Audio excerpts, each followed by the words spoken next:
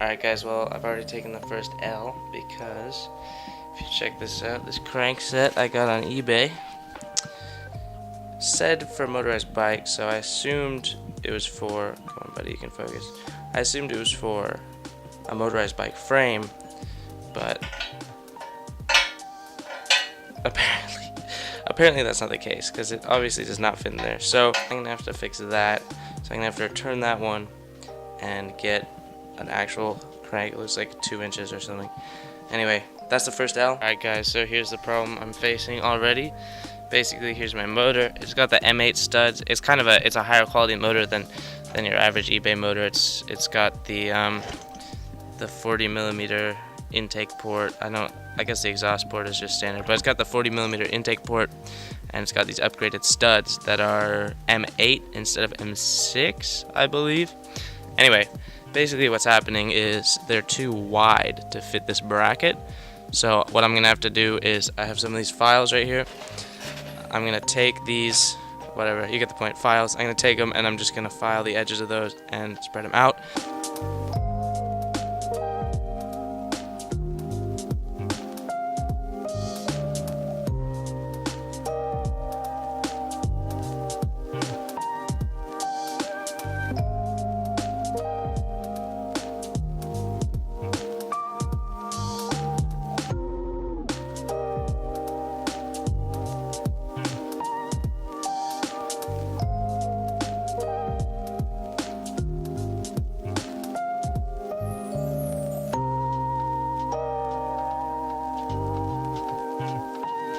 Alright, so that looks pretty good, but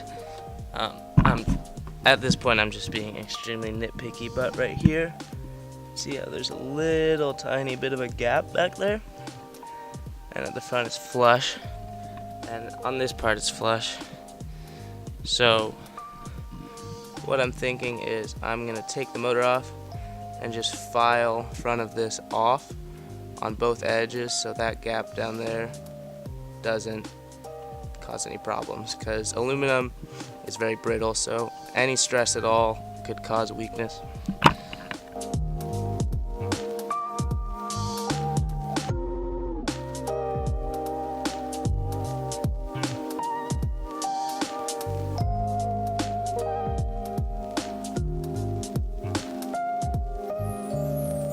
Alright guys, as you can see, I've now filed off the top 2 edges of these, and I think that should do the trick.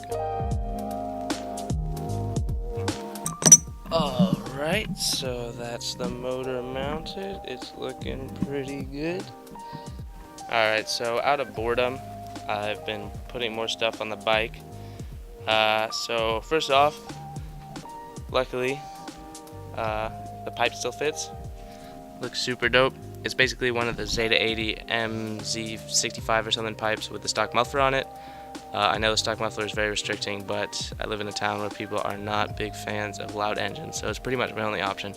Anyway, I've encountered two problems to continue the L of the wrong cranks. First of all, this doesn't fit, so I'm gonna have to figure out how to get some sort of different intake or something of the sort. And second of all, we got a fine threaded petcock, and the threads in there are coarse threads.